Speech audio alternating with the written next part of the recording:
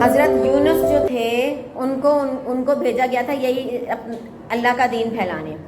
हज़रत यूनुस जो थे वो बहुत 100 साल, मेरे ख्याल में शायद 800 साल उन्होंने लोगों को दीन समझाया, बताया, मगर लोग जो थे वो जब तक सुनते थे, फॉलो करते थे, थोड़े दिनों में फिर वो नहीं सुन जाते थे, वो उसको भूल जाते थे और फिर अपने खुदाओं को फॉलो करना शुरू हो जाते थे।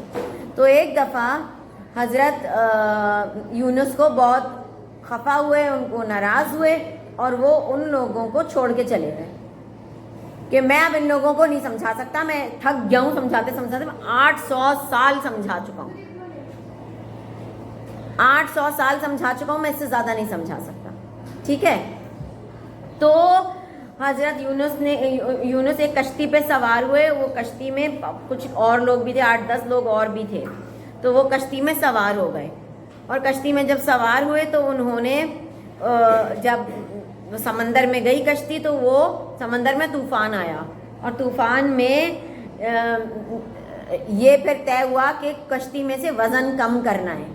तो कश्ती में से सारा सामान, खाने का सामान सब फेंकना पड़ा क्योंकि वज़न ही था। फिर भी वो कश्ती डूबने लग रही थी बार बार ना।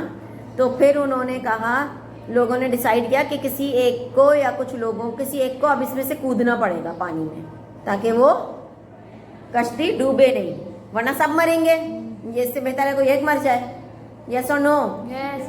तो उन्होंने कहा कि भाई कोई भी नहीं कहेगा, अगर मैं यहाँ से कहूँ सब तुम में से कोई एक समंदर में कूद जाओ तो कोई भी नहीं कहेगा हाँ मैं कूदूंगा। तो फिर उन्होंने सबने पर्चियाँ डाली सबके नाम की। उन्होंने कहा कि पर्चियाँ मिक्स कर देंगे, जिसका नाम उठेगा वो कूदेगा। पहली पर्ची उठाई, किसका नाम आया? हज़रत यूनुस का नाम आ गया। फिर दोबारा शफल किया, फिर दोबारा पर्ची उठाई, किसका नाम आया? हज़रत यूनुस का नाम आया। फिर छोड़ दिया, फिर दोबारा शफल किया, फिर दोबारा पर्ची निकाली, किसका नाम आया? हज़रत यूनुस का नाम आया। तो फिर हज़रत यूनुस ने कहा कि बस मैं कूद जाता हूँ। इसका मतलब है अल्लाह यही चाहता है, बार बार तो एक ही चीज़ नहीं हो सकती ना। इसका मतलब है अल्लाह ही चाह रहा है ये। हज़रत यूनुस जैसे ही कूदे, बहुत बड़ी वेल आई और हज़रत यूनुस को मुंह में निगल लिया। वेल हमारी तरह खाना तो खाती नहीं है कि बैठ के चबाएगी। ठीक है, बहुत बड़ा पीस अगर होता है गोश्त का तो वो काटती है दांतों से और उसका वो पीस निगल जाती है, चबाती नहीं है बैठ के। ठीक है, और हज़रत यूनुस वेल के आगे, हज़रत यूनुस कितने से थे? इतने से ही थे, क्योंकि वेल बहुत बड़ी बड़ी वेल्स होती हैं। तो हज़रत यूनुस को पानी के साथ साथ निगल गई। ठीक है ना। तो हज़रत यूनुस जो थे वो बहुत अरसा वेल के पेट में रहे, अल्लाह ने उनको ज़िंदा रखा।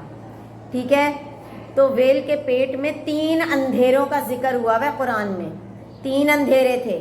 एक तो वो अंधेरा जो पेट में था, पेट में कोई बल्ब तो नहीं था उसकी वेल की। ठीक है ना, एक वो अंधेरा, एक रात का अंधेरा। ठीक है ना, एक वो अंधेरा जो वो वेल जो थी वो नीचे चली गई थी, बिल्कुल समंदर के नीचे। समंदर में ऊपर कोई सर्च लाइटें तो लगी हुई नहीं होती कि आपको नीचे तक लाइटें मिलेंगी, ना नीचे कोई इलेक्ट्रिसिटी का सिस्टम है कि स्कूल जा रही हैं मछलियाँ तो लाइटें चाहिए पड़ेंगी कैसे, ऐसा तो कोई चक्कर है नहीं। जितना नीचे जाते जाएंगे उतना रोशनी खत्म होती जाएगी। तो वो 3 गहरे अंधेरे में उनको रहना पड़ा हज़रत यूनुस को। फिर हज़रत यूनुस को रियलाइज़ हुआ कि मैंने उन लोगों को, अपने कौम को छोड़ के गलती की, क्योंकि अल्लाह पाक ने मुझे हुक्म नहीं दिया था कि इनको छोड़ दो, मैंने अपनी मर्ज़ी से छोड़ा। फिर उन्होंने, हज़रत यूनुस ने वेल के पेट में अल्लाह ताला से माफ़ियाँ मांगी और ये दुआ पढ़ी। कौन सी दुआ थी वो?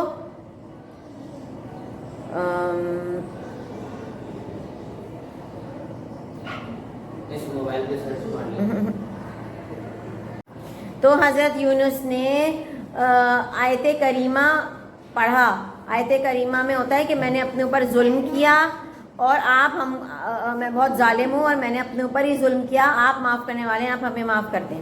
ठीक है, तो इसका आयत करीमा है ला इलाहा इल्ला अंता सुब्हानका इन्नी कुन्तु मिनज़ ज़ालिमीन। ठीक है, ये उन्होंने इसका विर्द किया, बहुत पढ़ा बहुत पढ़ा बहुत पढ़ा। फिर अल्लाह का हुक्म हुआ तो उन्होंने जो वे अल्लाह ने अपने हुक्म से वेल वापस आई वहाँ तक, कहाँ तक? किनारे तक आई और हजरत यूनुस को वॉमिट कर दिया, उल्टी में निकाल दिया।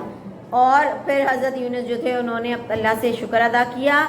और ये पूरा किस्सा है हजरत यूनुस का, ये कुरान में भी है, ठीक है।